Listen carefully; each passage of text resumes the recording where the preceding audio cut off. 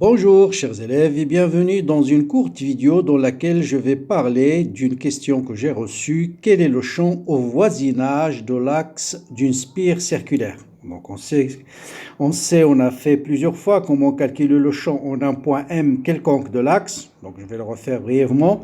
Maintenant, au voisinage de l'axe, quelle est l'expression du champ magnétique en un point M, mais vraiment au voisinage de l'axe parce qu'on va utiliser quelques approximations.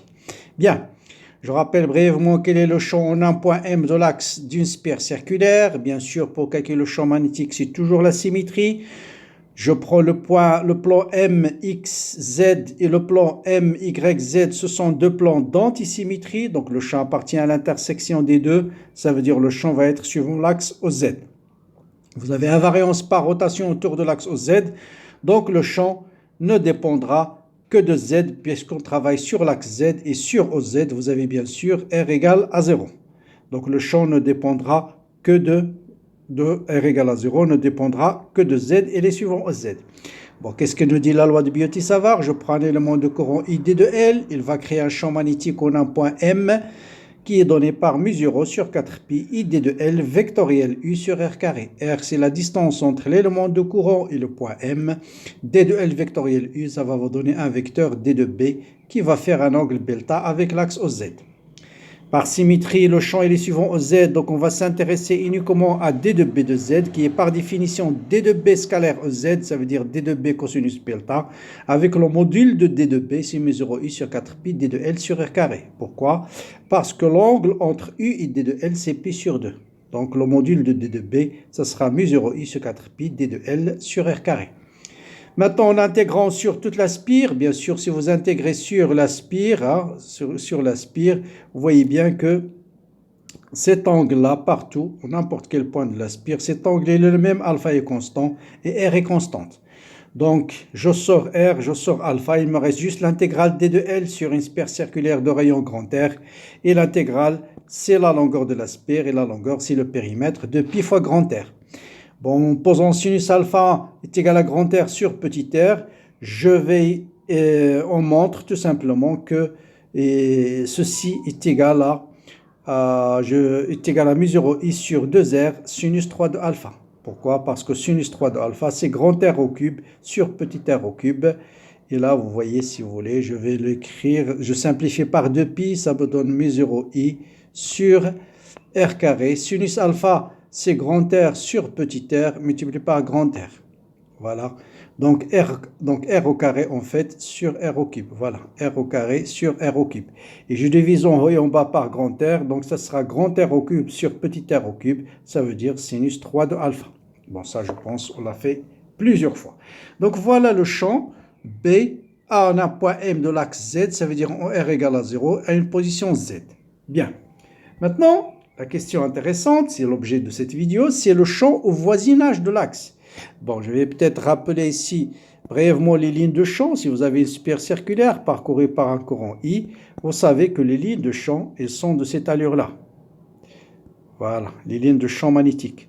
Donc, juste au voisinage de l'axe, quelque part ici, vous voyez bien que le champ va avoir une composante suivant Z et une composante suivant ER, ce qu'on va appeler B indice Z et B indice R. Et comment calculer ces deux composantes en un point très proche de l'axe? Bien. D'abord la symétrie, on voit que tout plan qui contient l'axe OZ, le plan MERZ est un plan d'antisymétrie, donc le champ ne peut pas avoir une composante qui est, ça veut dire la composante perpendiculaire à ERZ, ça veut dire B de θ égale à 0. Donc on va déduire tout de suite B indice θ égale à 0. D'accord? Donc le champ ne peut avoir que deux composantes, une composante suivant ER et une composante suivant EZ. Bon, ce que j'ai noté ici, B indice Z et B indice R. Bien. Donc voilà, donc B va avoir deux composantes, une composante suivant Z et une composante suivant R. Comment calculer ces deux composantes? Eh bien, on va choisir un cylindre d'épaisseur D de Z. Et qui est très proche de l'axe Z et de rayon petit r très faible, donc R faible. Et la hauteur D de Z, elle est faible aussi. Donc ces deux approximations vont nous amener à dire quoi? C'est-à-dire que le champ sur cette surface, il est pratiquement constant. Ici, il va être B à la position Z plus D de Z. Et ici, le champ va être B à la position Z. Voilà la première approximation. Deuxième approximation, puisque D de Z est faible, on va considérer que B de R il est pratiquement le même sur la surface latérale. Puisque tous les points de la surface latérale ont R égale à une constante. Donc on va considérer que B varie très peu avec Z. Ça veut dire que B de R il est le même sur tous les points de la surface latérale. Voilà les deux approximations. Eh bien, on va calculer le flux de B à travers la surface fermée de ce cylindre. Donc ça, c'est un cylindre, c'est une surface fermée. Et vous savez que le flux de B D de S à travers n'importe quelle surface fermée, c'est 0. Et on va y calculer ce flux. Donc le flux, bien sûr, il y a le flux à travers la surface latérale, plus le flux à travers cette base, plus le flux à travers cette base. Eh bien, le flux latéral plus le flux à travers les bases. Le flux latéral, c'est quoi? C'est 2πr fois donc la surface latérale multipliée par le champ sur la surface latérale, qui est B indice R fois R de Z. Bien sûr, sur la surface latérale, le flux de B de Z, c'est-à-dire l'intégrale de B indice Z fois D de S, va être égal à 0. Sur la surface latérale, vous voyez bien D de S elle est vers l'extérieur, B de Z elle est suivant l'axe Z, donc il vous reste juste le flux de B indice R, c'est-à-dire de B suivant ER, sur la surface latérale. Bien, sur la surface de base, c'est l'inverse. Le flux de B de R, il est nul, parce que B de R, il est suivant ER, D de S, il est suivant OZ, donc il vous reste juste le flux de B de Z, B indice Z, B indice Z. Donc c'est B de, et il va rester quoi? Le flux à travers cette surface, et pour cette surface, B et D de S, ils ont le même sens. Ici, bien sûr, D de S, c'est toujours dirigé de l'intérieur vers l'extérieur, voilà D de S. Et B, il est dans ce sens-là. Donc vous voyez bien qu'il y a un signe moins pour le flux de B à la position Z. Donc vous allez voir, B de Z à la position Z plus D de Z fois la surface de la base, qui est pi r carré, moins B indice Z à la position Z fois la même surface pi r carré. Donc ce flux, bien sûr, il est nul. Donc il suffit d'écrire ce flux est égal à 0, de ramener B de R de l'autre côté, ce terme de l'autre côté, et de diviser par 2πr fois D de Z, et je trouve facilement que B indice R est égal à moins R sur 2, B à la position Z plus D de Z, moins B de Z sur D de Z. Donc vous savez que f de x plus dx moins f de x sur dx, c'est la dérivée de f par rapport à x. Donc ce terme, c'est D de B sur D de Z.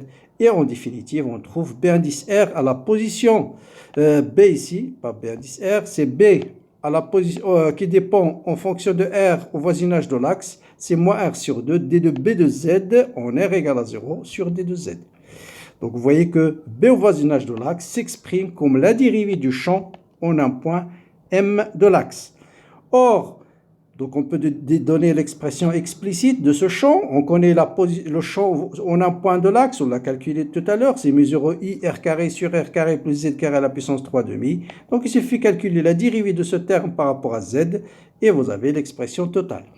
Donc d de b sur d de z, ce sera mu0 i sur 2pi r carré, d sur d de z fois r carré plus z carré à la puissance moins 3 demi. La dérivée de ce terme, c'est moins 3 demi fois f' fois 2z, r carré plus z carré à la puissance 3 demi moins 1, c'est-à-dire moins 2 demi, c'est moins 5 demi.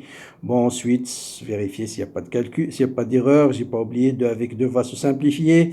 Il va vous rester moins 3 mu0 i r carré fois z sur 2pi 1 sur r carré plus z carré à la puissance 5. Ensuite, pour trouver B à la position R et B de R et de Z et non pas B de R, il suffit de multiplier par moins R sur 2. Donc le moins avec le moins va disparaître. Voilà R et 2, ça donne voilà R sur 2.